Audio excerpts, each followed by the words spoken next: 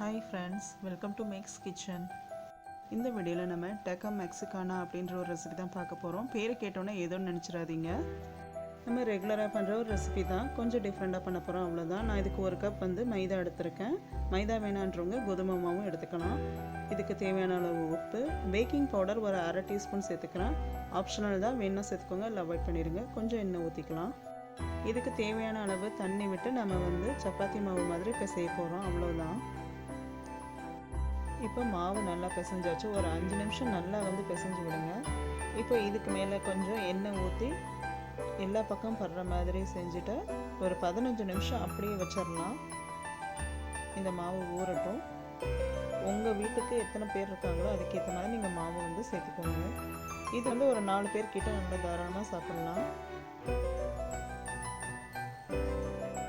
இப்போ நான் fillings ready பண்ணிக்க போகிறேன். ஒரு கடாயில் 2 டேபிள் ஸ்பூன் எண்ணெய் விட்டுருக்கேன். அது நல்லா ஹீட் ஆகிடுச்சு. இதில் நான் ஒரு பெரிய வெங்காயம் கட் பண்ணி வச்சுருக்கேன். இந்த மாதிரி நீல வாக்கில் தான் கட் பண்ணியிருக்கேன். இப்போ இதை நல்லா வதக்கணும். வெங்காயம் நல்லா பிங்க் கலரில் மாறணும். அந்த அளவுக்கு நம்ம கொஞ்சம் நேரம் வதக்கிக்கலாம். வெங்காயம் நல்லாவே வதங்கிடுச்சு. இப்போ நம்ம இதை எடுத்து வச்சுக்கலாம். இப்போ அதே ஃப்ரைங் பேனில் நான் ஒரு 6 மிளகாய் சேர்த்து வறுக்க போகிறேன். உங்கள் காரத்துக்கு ஏற்ற மாதிரி கூடவோ குறைச்சோ பண்ணிக்கோங்க. இப்போது நல்லாவே வறுபட்டிருக்கு. பார்த்தாலே தெரியுது பாருங்கள், இவ்வளோ கிறிஸ்பியாக இருக்குது. ஏன்னா இதை இப்போ நம்ம கையால் உடச்சி விட போகிறோம். அந்த அளவுக்கு நம்ம வறுத்துக்கணும். வேக வச்சு மசிச்சு வச்ச உருளைக்கிழங்கு 1 கப் அளவுக்கு எடுத்திருக்கேன். நான் எடுத்திருக்க மாவுக்கு அந்த அளவுக்கு எடுத்திருக்கேன். இப்போ இது வெங்காயம் மிளகாயெல்லாம் வறுத்தது. இப்போ இந்த மிளகாயை நம்ம உப்பு சேர்த்து நல்லா பொடி பண்ண போகிறோம். உங்களுக்கு இந்த மாதிரிலாம் பிடிக்கலைன்னா நீங்கள் மிக்சியில் ஒரு 10 மிளகாய் அடித்து சில்லி ஃப்ளேக்ஸ் மாதிரி பண்ணி வெங்காயம் வதக்கும் போது நீங்கள் அதை சேர்த்து வதக்கிக்கலாம். இல்லைன்னா இந்த மாதிரியும் நீங்கள் பண்ணிக்கலாம். இப்போ முடிஞ்ச அளவுக்கு நல்லாவே பொடி பண்ணியாச்சு பாருங்கள். இப்போ இதை எல்லாத்தையும் மிக்ஸ் பண்ண போகிறோம். நீங்கள் உப்பு செக் பண்ணிக்கோங்க. நம்ம இப்போது மிளகாய் உடைக்கும் போது உப்பு சேர்த்தோம். அதோட உருளைக்கிழங்கு வேக வைக்கும் போதும் நான் உப்பு சேர்த்துருக்கேன். அதனால் எனக்கு உப்பு கரெக்டாக இருந்தது. இப்போ 1/4 சைஸ் லெமன் இதில் ஜூஸ் சேர்த்துக்கலாம். இது கூட மிக்ஸ்டு ஹெர்ப்ஸ் அப்படின்ட்டு நம்மளுக்கு கடையில் கிடைக்கும். அது என்கிட்ட இருக்குது. அதனால் நான் ஒரு டீஸ்பூன் சேர்த்துக்கிறேன். இருக்கிறவங்க சேர்த்துக்கோங்க, இல்லைன்னா அவாய்ட் பண்ணிவிடுங்க. இப்போ இது எல்லாத்தையும் நல்லா மிக்ஸ் பண்ணிக்கலாம்.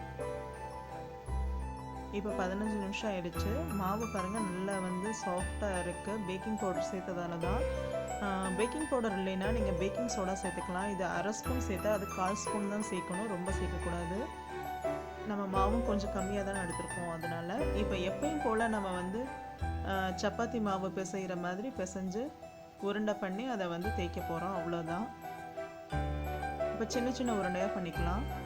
இந்த மாதிரி உருண்டை பண்ணி நான் தட்டி வச்சுருக்கேன் பாருங்கள். இந்த மாவில் இத்தனை கிடச்சிருக்கு. இப்போ இதை நம்ம தேய்க்க போகிறோம், அவ்வளோதான். இதை ஒரு பிளேட்டில் மாற்றிக்கிறேன். இப்போ ஒன்றா தேய்ச்சி எடுத்துக்கலாம். கொஞ்சம் வரமாவு போட்டு தேய்ச்சிக்கோங்க. இப்போ தேய்ச்சி வச்சு பாருங்கள், இந்த அளவுக்கு திக்காக பார்த்துக்கோங்க. அந்த மாதிரி எல்லா மாவையும் தேய்ச்சி வச்சதுக்கப்புறம் இந்த மாதிரி தோசை தவாவில் போட்டு எடுக்க போகிறோம். ரொம்பலாம் இது குக் பண்ணக்கூடாது. 50% தான் குக் பண்ணணும், 2 சைடுமே. நான் உங்களுக்கு அதை காமிக்கிறேன் எந்த அளவுக்குன்னு. இதுக்கு பேர் டாக்கோ சீட்ஸ் அப்படின்னு சொல்லுவாங்க. இப்போ நம்ம சமோசா சீட்லாம் பண்ணுவோம் இல்லையா, ஃபஸ்ட்டு தேய்ச்சிட்டு ஓரளவுக்கு குக் பண்ணுவோம். அதுக்கப்புறம் எண்ணெயில் பொரிச்சு எடுப்போம். அதே மாதிரி ப்ராசஸ் தான், ரொம்ப நல்லா பாருங்கள். 2 சைடும் லைட்டாக தான் குக் ஆகிருக்கு. எடுத்துடலாம். இந்த மாதிரி எல்லா ஷீட்டையும் போட்டு எடுக்கணும். இது சின்னதாக தேய்ச்சதால் அந்த தவாவில் 2 போட்டு ஒரே டைமில் எடுக்கிறேன். இந்த மாதிரி எல்லாத்தையும் நம்ம செஞ்சு எடுத்து வச்சுக்கலாம், அவ்வளோதான். 2 சைடு நல்லாவே குக் ஆகிடுச்சு, எடுத்துடுறேன் பாருங்கள். இப்போ எல்லா ஷீட்டையும் இந்த மாதிரி பாதி குக் பண்ணி எடுத்து வச்சுருக்கேன். இப்போ அந்த டாக்கோ ஷீட்ஸ் ரெடி. இந்த ஸ்டஃபிங், இந்த உருளைக்கிழங்கு அது ரெடி. இது சீஸ், மொசரல்லா சீஸ் நான் கிரேட் பண்ணி வச்சுருக்கேன். இதோட நான் டொமேட்டோ கெச்சப் எடுத்திருக்கேன். சிலவங்க சில்லி சாஸ் எடுத்துப்பாங்க. முதல் நம்ம இந்த ஷீட்டை வச்சுட்டு இதில் கெச்சப் அப்ளை பண்ண போகிறோம். ரெட் சில்லி சாஸ் சேர்த்திங்கன்னா குட்டீஸ்லாம் சாப்பிட மாட்டாங்க, ரொம்ப காரமாயிடும். அதனால காரம் சாப்பிட்றவங்க நீங்கள் அது தண்ணி அப்ளை பண்ணி சாப்பிட்டுக்கோங்க. நான் கெச்சப் தான் சேர்க்குறேன். சீஸ் நான் வச்சுக்கிறேன். எந்த டைப்பான சீஸும் நீங்கள் யூஸ் பண்ணலாம். நான் மொசரல்லா சீஸ் யூஸ் பண்ணுறேன். இப்போ வந்து இந்த உருளைக்கிழங்கு வச்சுருக்கோம் இல்லையா, ஸ்டஃபிங் செஞ்சு அதை வந்து வச்சுக்கலாம். ஒரு சைடு வச்சா போதும், ஏன்னா நம்ம இதை மடிக்க போகிறோம். அதனால் இப்போ கொஞ்சம் சீஸ், அவ்வளோதான். இந்த மாதிரி தான் எல்லாமே ரெடி பண்ணணும்.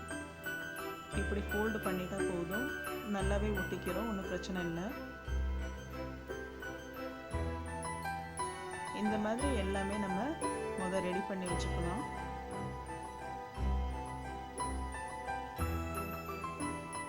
இப்போ என்னென்னு செஞ்சு காமிக்கிறேன் பாருங்கள். ஃபஸ்ட்டு அந்த ஷீட், இப்போ வந்து கெச்சப்,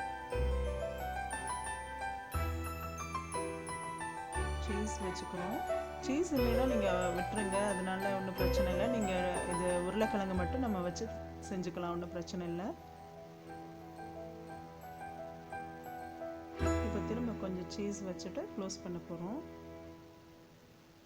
ஃபோல்டு பண்ணிவிட்டு அவ்வளோதான், முடிஞ்சது.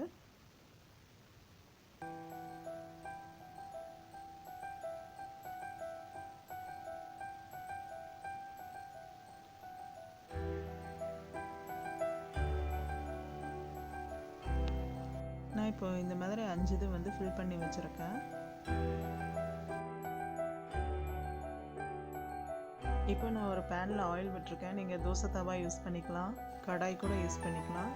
சேலோ ஃப்ரை மாதிரி தான் பண்ண போகிறோம், ரொம்ப டீப் ஃப்ரைலாம் இல்லை. அவ்வளோதான். இதை வந்து 2 சைடு நம்ம வந்து சுட்டு எடுக்க போகிறோம், அவ்வளோதாங்க. இப்போ ஒரு சைடு நல்லா வந்து வேகட்டும். ரொம்பலாம் ஆயிலெலாம் ஊற்றலை, கம்மியாக தான் வந்து ஊற்றி பண்ணுறேன். இப்போ 2 சைடு இந்த மாதிரி திருப்பி போட்டு எடுக்க வேண்டியதாங்க.